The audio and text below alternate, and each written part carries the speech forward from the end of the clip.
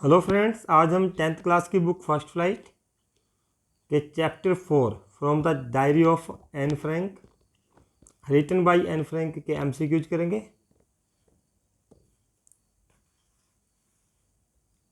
What did Anne name her diary? Anne अपने diary का क्या नाम रखती है? डॉली, सिटी, किटी या फिर मोली? तो एन अपनी डायरी का नाम किटी रखती है, जिससे प्यार से वह अपना दोस्त कहती है।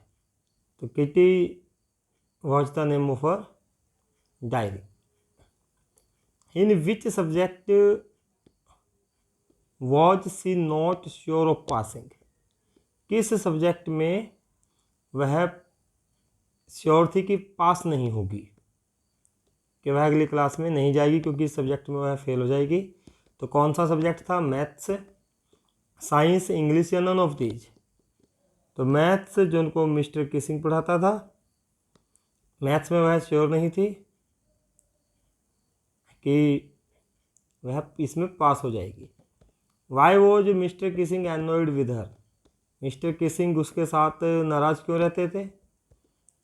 सी वॉज नॉट इंटेलिजेंट, वह इंटेलिजेंट नहीं थी। सी वॉज टॉकेटिव, वह बहुत बातूनी थी। सी वॉज क्रूअल, वह निर्दयी थी। या फिर नन ऑफ दी, जिनमें से कोई नहीं? तुम्हें पता है कि सी वॉज टॉकेटिव, वह बातूनी थी, इसलिए मिस्टर किसिंग उससे नाराज थे। In which language was the diary originally written? किस लैंग्वेज में डायरी वास्तव में ओरिजिनली लिखी गई थी? इंग्लिश, लैटिन, डच या फ्रेंच? डायरी जो है वो डच लैंग्वेज में लिखी गई थी। बाद में उसको 70 से ज़्यादा लैंग्वेजेस में पब्लिश कराया गया था। What shows Anne's love for her grand mother? Anne अपनी ग्रैंड मदर से बहुत प्यार करती थी। क्या ऐसा हमें पता चलता है? किन बातों से ऐसा हमें लगता है? सी मिसेस हर वेरी मच, वह अपनी दादी अम्मा को बहुत मिस करती थी। जब जनवरी 1942 में उसकी दादी का निधन हो गया तब वह उसे बहुत याद करती थी। सी स्टिल थिंक्स अबाउट हर, वह अभी भी उसके बारे में सोचती थी। बोथ ए एंड बी, ए और बी दोनों या नन ऑफ दीज? तो वह अपनी दादी के बारे में बहुत सोचती थी और उसे बहुत याद भी करती थी। In which form did Anne write her last essay? अपने लास्ट ऐसे को किस फॉर्म में लिखा? मिस्टर किसिंग ने उसे ऐसे दिया था, quack quack quack said the chatterbox. तो किस लैंग्वेज में लिखा था ये ऐसे? In paragraph form, in verse यानी कि poetry form, in essay form, या फिर नन ऑफ दीज? तो सैन ने, जो उसकी फ्रेंड थी सैन, उसने उसकी हेल्प की थी इसको वर्स फॉर्म में लिखने में, पोइट्री फॉर्म में लिखने में। B option is the correct answer. Anne Frank was a little dash girl? Anne Frank कहाँ की लड़की थी, कैसी लड़की थी? अमेरिकन, चाइनीज, जूइस या फिर स्पेनिश? तो एन फ्रैंक एक जूइस लड़की थी, एक यहूदी लड़की थी। When was Anne Frank born? Anne Frank का जन्म कब हुआ? On 12 June 1926, on 13 July 1929, on 12 June 1929 या फिर 16 जून 1922? तो ऑन 12 जून 1929 को एन फ्रैंक का जन्म हुआ था। वेयर डिड एन्स पेरेंट्स गो इन 1933? 1933 में एन के पेरेंट्स कहाँ गए? जापान, अमेरिका, चाइना या हॉलैंड? तो एन के पेरेंट्स हॉलैंड या नीदरलैंड, नीदरलैंड भी लिखा आ सकता है। 1933 में हॉलैंड चले गए। Whom will Anne allow to read her diary? Anne अपनी डायरी में एक जिक्र करती है कि वह किसे अपनी डायरी पढ़ने के लिए अलाउ करेगी। हर फादर अपने फादर को, हर मदर अपनी मदर को, सैने जो उसकी फ्रेंड थी, या फिर हर ट्रू फ्रेंड। तो वह कहती है कि जो भी उसका ट्रू फ्रेंड होगा, सच्चा मित्र होगा, वह उसे डायरी पढ़ने के लिए अलाउ करेगी। When did Anne Frank's grandmother die? Anne Frank की ग्रैंड मदर की मृत्यु कब हुई? जनवरी 1943, जनवरी 1942, जनवरी 1945 या फिर जून 1942। तो जनवरी 1942 में एन फ्रैंक की ग्रैंड मदर की डेथ हो गई थी और इसी वजह से उस साल उसका बर्थडे भी थोड़ा सिंपल सा सेलिब्रेट किया था। उसके बर्थडे के साथ ही एक कैंडल दादी अम्मा के नाम की भी जलाई थी। Who were the most unpredictable creature on earth? Unpredictable जिसके बारे में कुछ कहा ना जा सके। तो सबसे unpredictable creature on the earth, धरती पे कौन थे? एन फ्रैंक की क्लास इस बारे में क्या समझती थी? पेरेंट्स को, फ्रेंड्स को, टीचर्स को, या फिर नेबर्स को। तो टीचर्स को इसमें most unpredictable creature on earth बताया गया है। Anne was not sure about dash subject. Anne एक सब्जेक्ट के बारे में श्योर नहीं थी कि वह उसमें पास होगी या फेल होगी। ये क्वेश्चन हम पहले भी कर चुके हैं। इसमें ब्लैंक के तौर पे दिया गया है मैथ्स, इंग्लिश, साइंस या जियोग्राफी। तो मैथ्स जो मिस्टर किसिंग उनको टीच करते थे, वह इसमें श्योर नहीं थी कि वह सब्जेक्ट में पास हो जाएगी। How many teachers were there in Anne school? Anne के स्कूल में कितने टीचर थे? 7, 2, 9 या फिर 11। तो टोटल टीचर एन के स्कूल में 9 थे। Who teaches Anne maths? Anne को मैथ कौन पढ़ाता था या पढ़ाती थी? मिसेज कुपेरस, ये तो इसकी एलिमेंट्री टीचर रही।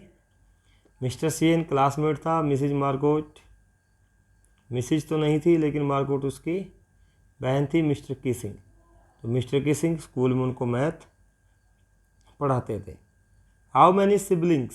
सिबलिंग्स भाई बहन। Did an have? एन के कितने भाई बहन थे? 1, 2, 3 या 4। तो एन की एक बहन थी जिसका नाम मार्गोट था। What was Anne Frank's full name? Anne Frank का पूरा नाम क्या था? Anne Margot Frank, Anne Edith Frank, Annelies Marie Frank, या फिर नन ऑफ दीज। तो एन फ्रैंक का पूरा नाम था Annelies Marie Frank. Who was the only survivor from Anne's family? Anne की फैमिली में से कौन जिंदा बचा था? ओनली सर्वाइवर कौन था? ऑटो फ्रैंक उसके फादर, एडिथ फ्रैंक उसकी मदर, मार्गोट फ्रैंक उसकी बहन, या एन फ्रैंक खुद? तो ऑटो फ्रैंक जो उसके फादर थे, उन्होंने ही बाद में एन फ्रैंक की डायरी को पब्लिश कराया था। Otto Frank was the only survivor from Anne's family. Anne Frank's sisters name was? Anne Frank की बहन का नाम क्या था? मार्गरेट, जैकस, सैने या मार्गोट? तो सैने और जैकस तो क्लासमेट थे। मार्गोट जो एन फ्रैंक से 3 साल बड़ी थी, एन की बहन का नाम था। Where was Anne and Margot sent to live with their grandmother? जब एन के पेरेंट्स हॉलैंड चले गए थे, तब एन और उसकी बहन मार्गोट को ग्रैंड मदर के साथ कहाँ भेजा था? ब्रिटेन, हॉलैंड, एचन या फिर म्यूनिक। तो एचन में जो है उसकी ग्रैंड मदर के साथ रहने के लिए एन और मार्गरेट को भेज दिया गया था। Anne Frank recorded the incident of mister Keesing's class in her diary on dash. Anne Frank ने मिस्टर किसिंग की क्लास का जो इंसिडेंट है वो अपनी डायरी में कब रिकॉर्ड किया? 12 जून 1942, 21 जून 1942, 20 जून 1942 या फिर 22 जून 1942। तो 20 जून 1942 को एन ने अपने टीचर मिस्टर किसिंग की क्लास के इंसिडेंट को अपनी डायरी में लिखा, जिसमें उसने ये बताया था कि उसके टीचर ने उसे 3 ऐसे लगातार लिखने के लिए दिए थे। What was the topic given by Mr. Kissing for the first time to Anne? जब पहला टॉपिक एन फ्रैंक को दिया गया मिस्टर किसिंग के द्वारा तो वह क्या था? A letter to God, a chatterbox, an incorrigible chatterbox या फिर none of these। तो A letter to God ये तो नहीं था। A chatterbox टाइटल था उस एस्से का जो मिस्टर किसिंग ने उसको पहली बार दिया था। एन इनकरेजिबल चैटरबॉक्स ये दूसरा एस्से है, उसका टाइटल है।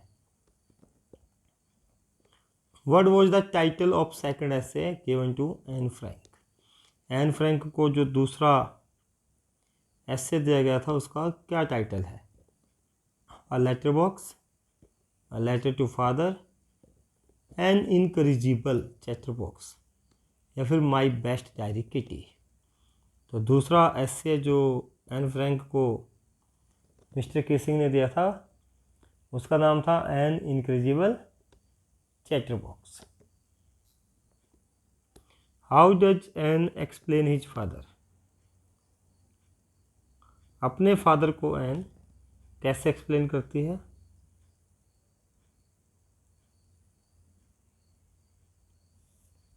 How does Anne explain her father? अपने फादर को कैसे एक्सप्लेन करती है? अ क्रूअल फादर, तो इसके फादर क्रूअल थे।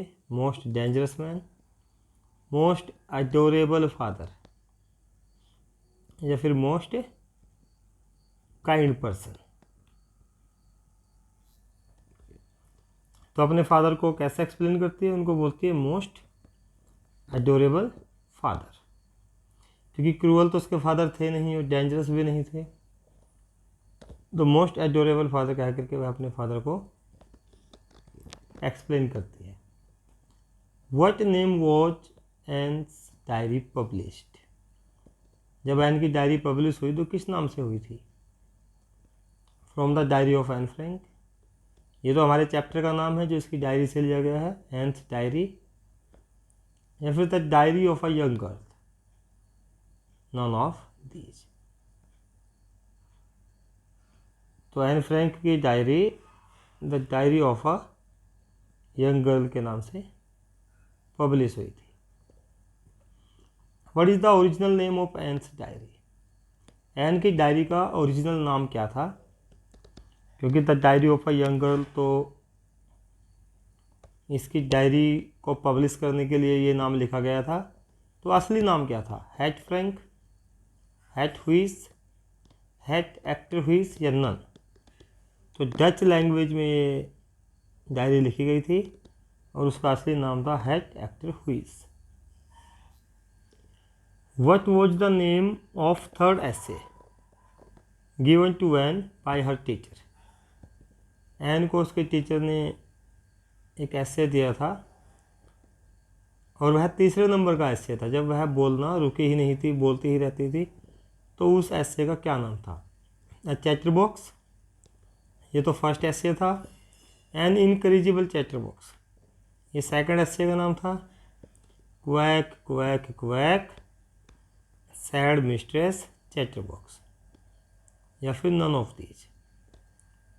तो पहला एसे आ चैटर बॉक्स, दूसरा एन इनकरेजिबल चैटर बॉक्स और जो तीसरा एसे है उसका नाम था quack quack quack said, mistress, chatterbox. Anne friend dash was good at poetry. Anne की कौन सी दोस्त पोइट्री में अच्छी थी? जी एन, सी एन, सैनी या फिर नन ऑफ दीज। तो सैनी जिसने एन फ्रैंक की हेल्प की थी तीसरा एस्से लिखने में और पोइट्री फॉर्म में उसने मदद की थी, तो पोइट्री में सैन ने जो है वो अच्छी थी।